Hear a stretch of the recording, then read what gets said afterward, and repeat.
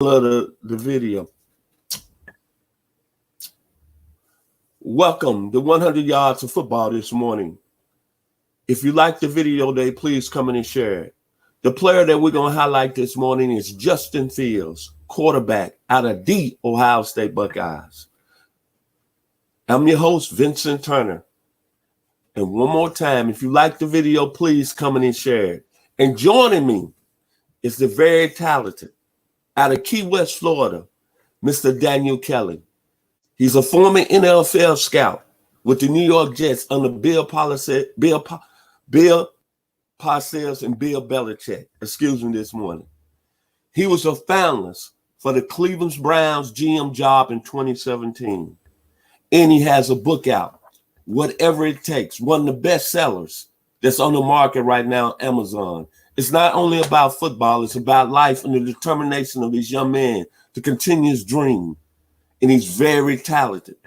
So I recommend you please buy the book today after you watch this video. So, Mr. Kelly, let's talk about, I call the man on the hour. The man who probably is going to change the whole phase of the 2021 NFL draft, Justin Fields, back of Ohio State. Absolutely, Mr. Turner. Good morning to you and hello to all of our listeners. This is a guy who I really like.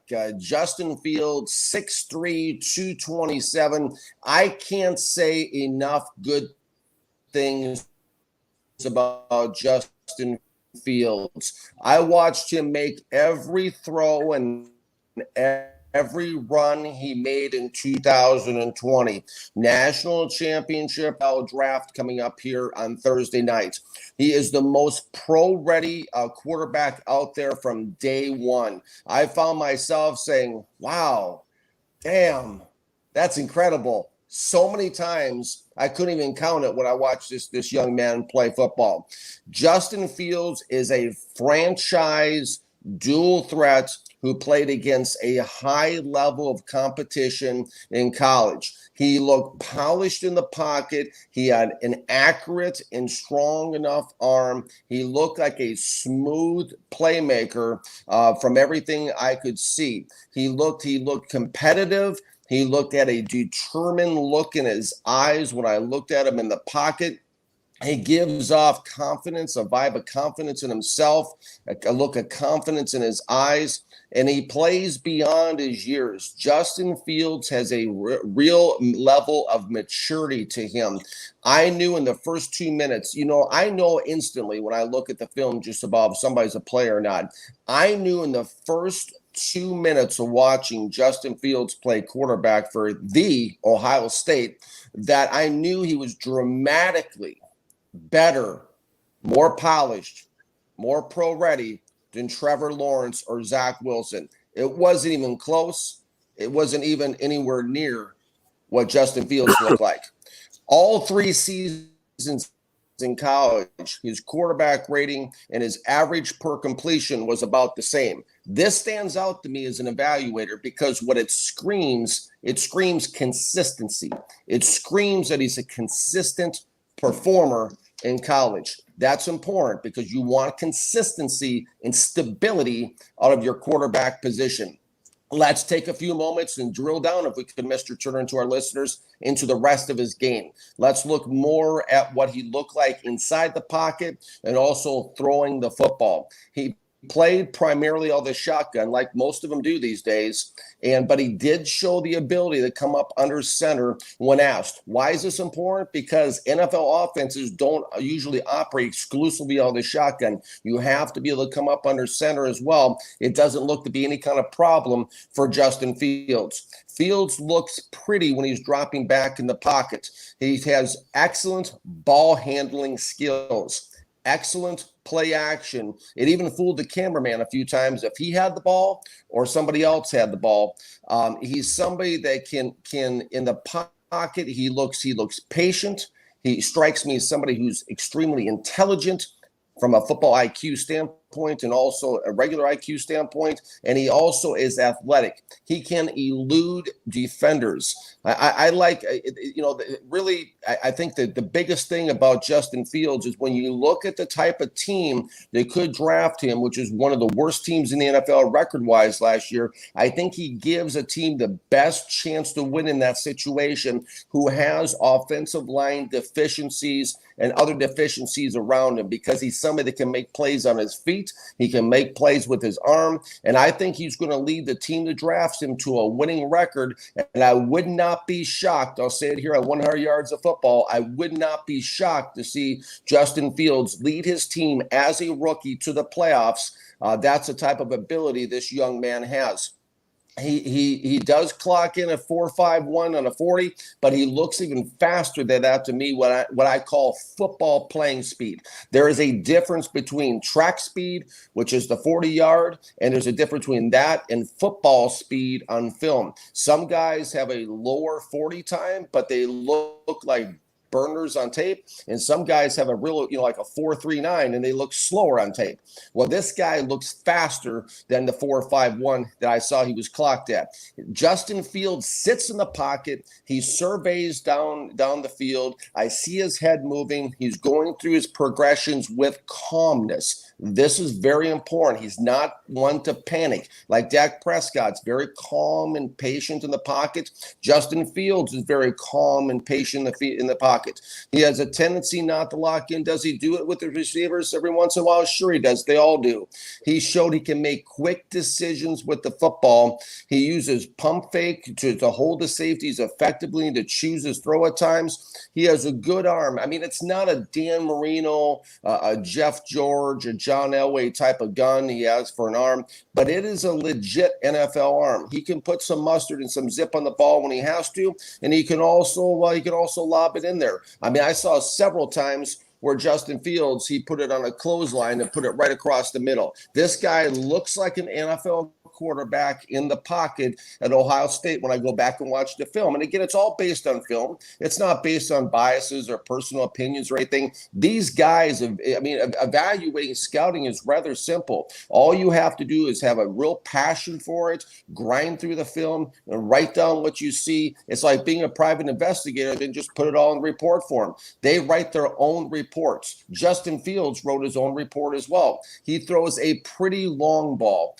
very nice arc and a landing to his long ball. I love the ball placement, phenomenal ball placement. And here's another important thing. He throws very, what I call, and I use this terminology in a previous show of ours, he throws very receiver-friendly balls. What I mean by that, he throws the football where only the receiver can catch it. He throws it where the receivers can run through the pass and continue running. That's not like the other quarterbacks in the draft that we've talked about, whether it be Zach Wilson or Trey Lance, where people are jumping all over the place and sliding and it's underthrown. And no, that's not what Justin Fields is doing. He's throwing very receiver-friendly footballs. I like the fact, too, Mr. Turner, and to our listeners, he's strung together a couple productive seasons at The Ohio State.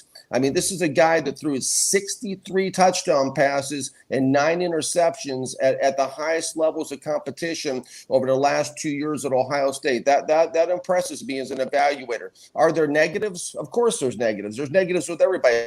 As Tony Rosano said in the book I learned how to scout in, Secrets of NFL Scout, back when I was 17, he said there are no 10s. I mean, there are always negatives too. The biggest concerns I have with Justin Fields is he doesn't seem to have much of a feel for the rush at times when he doesn't see it coming. And that's the reason for that. I believe from watching the film, what I feel is because he's too tunnel vision downfield. He's too focused. I'd rather have that, though, but he just at times doesn't feel the rush the way he should. As a result of that, he takes a lot of sacks. He took 27 sacks in 2019, 21 sacks in 2020. Doesn't throw the ball away enough when he's under pressure. Can take a lot of losses for the offense. That is a concern that I have about Justin Fields, is he can really throw an offense into a second and third long situation. Am I a little concerned as well as about his lack of commitment?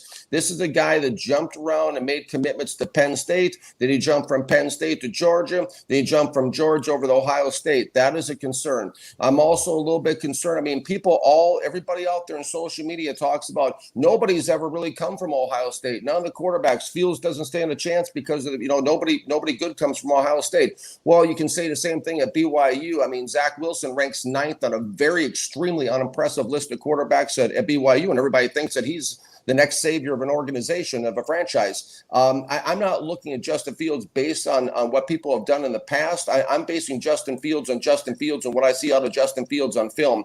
This guy is extremely impressive from that standpoint. And yes, he doesn't have a huge chip on his shoulder like we all heard Trevor Lawrence come out and talk about. His dad did take care of him. He did support Justin, playing in the NFL, playing all throughout football and stuff, and helped him. He did come from a broken home.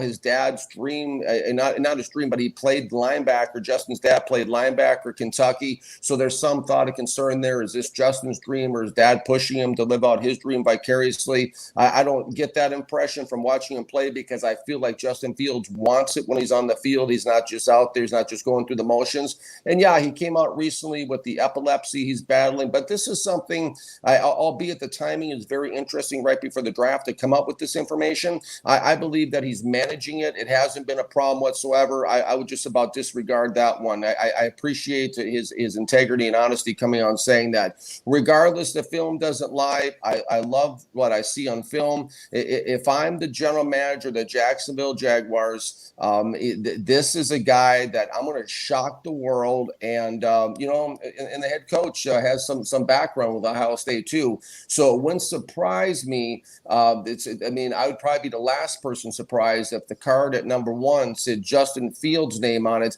because I believe Fields gives Jacksonville, or any team that drafts him, whether it be the 49ers at 3, whether it be the Jets at 2, whether he slides to the Falcons at 4, I think he gives any team the best chance to win of any of the quarterbacks in the 2021 NFL draft. To me, bottom line, he's Kyler Murray. The only difference is he's 6'3" instead of 5'10". Your thoughts, Mr. Turner, on Justin Fields?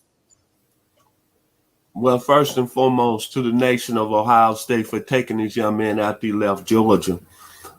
The thing about Justin Fields, I love him as a football player, but I love him more off the field and how he handled himself during the Big Ten season when he didn't look like they was going to play, and then he became a spokesman. They told me a lot about his character. Then number 2, like you said, Mr. Kelly, the film don't lie. Now, you brought up a situation. He went to Penn State, committed to them, then he went to Georgia. He sat at Georgia for 1 year, and obviously he sat on the bench behind a guy that he was obviously more talented than Jake Fromm. You can look at what we at today. Jake Fromm was a 5th-round pick with the Buffalo Bills out of Georgia, and now he's almost out of the league, so I don't have to go there. But what impressed me was that here's a young man in a 4 to 5 month period, went from one major program to another major program, came into a system under a new head coach, Ryan Day. And remember that I'm down here in the Metro Atlanta area. So I hear a lot of other people talking about his move when he left Georgia and the things they were saying, oh, he's not going to be able to fit in the system at Ohio State. He should have waited at Georgia and waited his time under Jake Fromm. But you see what he done. He went to Ohio State, 41 touchdowns, 3 INTs, 10 touchdowns on the ground, 3rd in the Heisman, got his team to the playoffs. But this what impressed me more, Mr. DK, Daniel Kelly, out of Key West, Florida.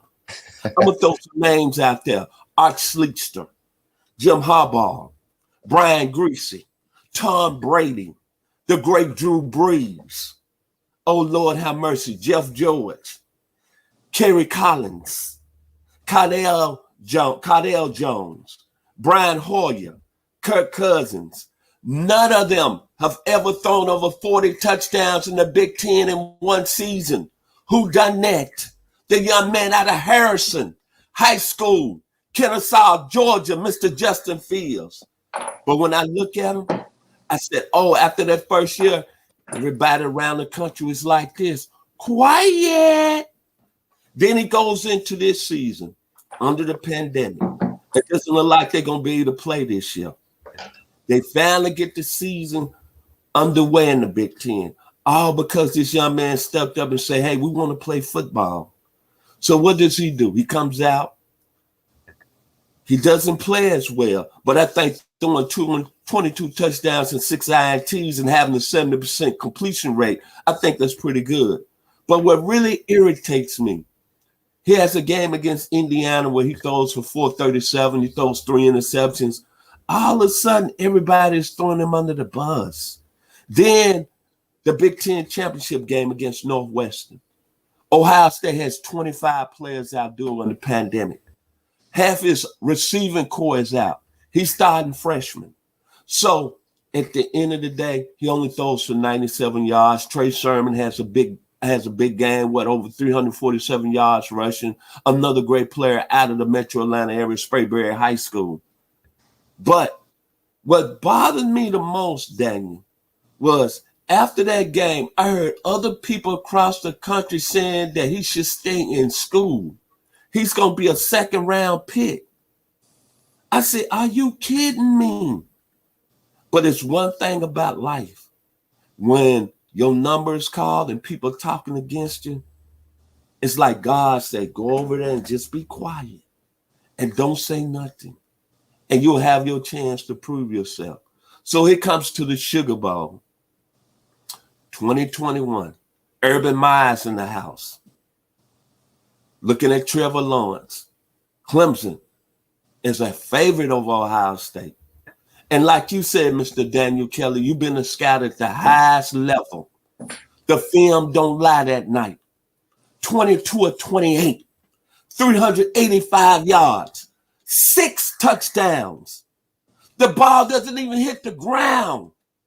And if he doesn't get hurt, then he might have put 500 on Clemson.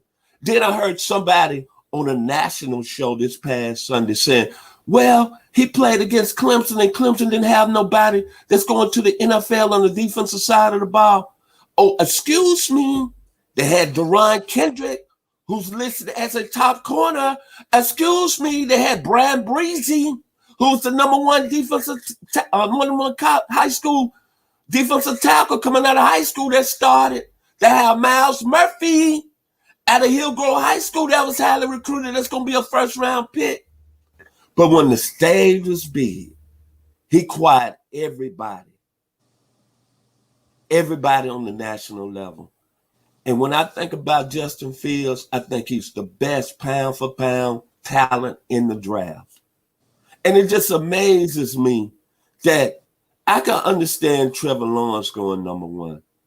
But are you kidding me? Zach Wilson, Trey Lance over him? I can't accept that, but I understand.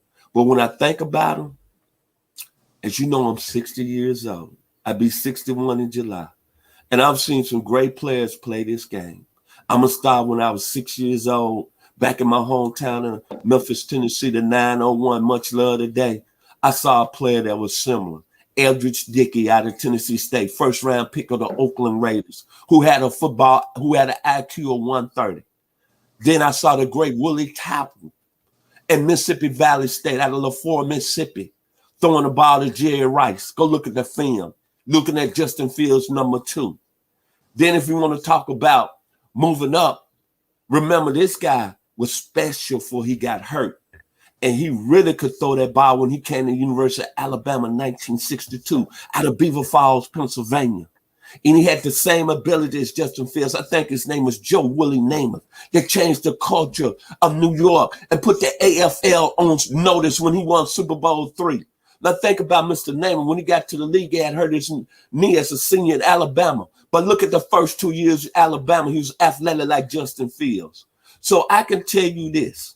I get excited. I get fired up. And I get love like God when I talk about Justin Fields. Because I think he's the best player in the draft. And like you said, DK, the most talented one that's ever done it on a scouting basis. What you say, DK? The film doesn't lie. First year at Ohio State, 41 touchdowns, 3 interceptions. 3,200 yards passing, third in the Heisman. The film don't lie. The Sugar Bowl, semifinals against Clemson.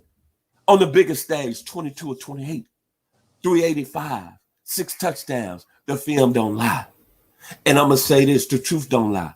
Tom Brady, Jim Harbaugh, Kirk Cousins, Art Slickster and Drew Brees never threw for 40 touchdowns in one season in the Big Ten. But this young man out of Harrison High School by way of Kennesaw, Georgia did it. So my thing with Justin Fields, please, all your teams out there that's drafting, I hope you don't make a mistake and pass over this young man. Because if you do, you're going to end up, and I don't mean to throw no shots at nobody, but you're going to end up like the University of Georgia when they took Jake Fromm over Justin Fields. And you know how that worked out. It ain't no dogs biting. And all I heard was Justin Fields doesn't know the offense. Well, let's look at today on Thursday evening. Where's Jake Fromm? He's almost out of the league. Justin Fields' name is hot. That's all I have to say. Final words, DK out of Key West, Florida. Beautifully done, Mr. Turner. You know, I think I really like, I just want to back up from a moment and circle back. I really like how you spun what I looked at as perceived as a negative with the lack of commitment, how he went to different situations and still, rose to the top. I think that's an important point that you made. And I also, when I was sitting here listening to you speak, Mr. Turner, I'm watching the film playing on our screen that Mr. Landers so kindly puts up, our producer. And I sit there and I look at the film, and this isn't against, if you look at Zach Wilson's schedule that he played, he's playing, Justin Fields is doing this against Alabama. He's doing this against Clemson. He's not doing this like Zach Wilson and Trey Lance did against a glorified level of high school competition. He's doing this against the top-rated teams that we know of in the country, with some of the best coaches and the best schemes and the most elaborate schemes. Nick Saban is the greatest coach in the history of college football. They have basically an NFL staff there to game plan. And this is the kind of level of competition Justin Fields did this against. He did this at the highest levels of competition. I do believe that he, like I said, mark my words, NFL teams, and we certainly never mean disrespect towards anybody or any personnel, but this guy is the real deal. This guy can come into a situation with the Jets, with the Jaguars, with the 49ers, with the Falcons, and he'll make an instant impact, and he'll give your team the greatest chance to win. I really like Justin Fields. I like what I saw in the film out of him. I like what I saw, the highlights that were playing during the show. I think this is the guy. He's the most pro-ready of all of them. I think the other quarterbacks, people are trying to manufacture, as I mentioned on previous shows, with Lawrence, with Wilson, and Trey Lance. My first quarterback in the draft is Justin Fields, followed by Mac Jones, followed by Kyle Trask. I think Fields is a guy, and I implore these teams in the top 4 to turn on the film and watch, to just get away from the politics, get away from all the hype, and just turn on the pure film, because when you do, you'll find out Justin Fields is the best quarterback in this draft. Thank you, Mr. Daniel Kelly, coming from Key West, Florida this morning. My man, the NFL scout that studied under Bill Parcells and Bill Belichick. I'm blessed to have him on the show today. So if you like the video today, please come in and share it. And when I think about Justin Fields, he played in the great state of Ohio. And matter of fact, let me give kudos to the city of Cleveland, because they're going to be hosting the 2021 NFL Draft on Thursday. Justin Fields remind me when I was a freshman, when I went to the University of Arkansas, and I fell in love with this band out of Dayton, Ohio, by the name of Lakeside. And they had a thing, and they had a song. And their thing and song was, it's all the way live. Justin Fields is going to be all the way live in the NFL. Thank you this morning. God bless. Have a phenomenal week. We are 100 Yards Football. And before I leave today, I want to give kudos to our producer, Logan Landers, for doing an outstanding job this morning. And he's been great over the last few weeks in producing these NFL draft videos. Kudos to Logan Landers. So, that being said, I'm getting excited because Thursday at 8 p.m., I'm going to be in front of the TV with a pizza, with that Pepsi, and watching the NFL draft and all these young men really fulfilling their dream. And before we leave today, I want to say one more word. Actually, I want to turn it over to Mr. Daniel Kelly. Mr. DK, Daniel Kelly, if you can tell all these great young men that's going to be millionaires on Thursday night, what can you tell them from a positive perspective? What they need to do and what they need to take care of as they enter into a phenomenal situation as a player in the NFL before we leave today? Don't forget where you came from. That's the big one. When I was with the Jets, my first season, I stayed with the rookies in the dorms, and I saw just about, they all rolled in with their college beaters from all over the country, and the jalopies as they were driving into the Hofstra University. And as soon as they got their rookie signing bonus, all those things were trashed, and they traded in for Escalades with spinning wheels and navigators and sports cars. And 3 weeks later, a lot of those same cars were posted in a locker room for sale. And when they got cut, so they took advances against their agents, and then they were out and they had to get rid of the cars. Remember where you came from. Stay humble. And as Bill Parcells said, don't go where you're not wanted and stay out of the newspaper. I think that's great advice from the legendary Bill Parcells. And enjoy yourself. Above all, this is a dream of a lifetime. When you get that call on Thursday night, that's what it's all about. Because I remember when I got the call, I tear up to this day thinking about it. So when you get the call, enjoy yourself, celebrate with your families, and have fun, and go play some NFL football. That being said, if you like the video today, please come in and share it. It's all the way live, Lakeside, Dayton, Ohio, Justin Fields, Ohio State. Dun, dun, dun, dun. God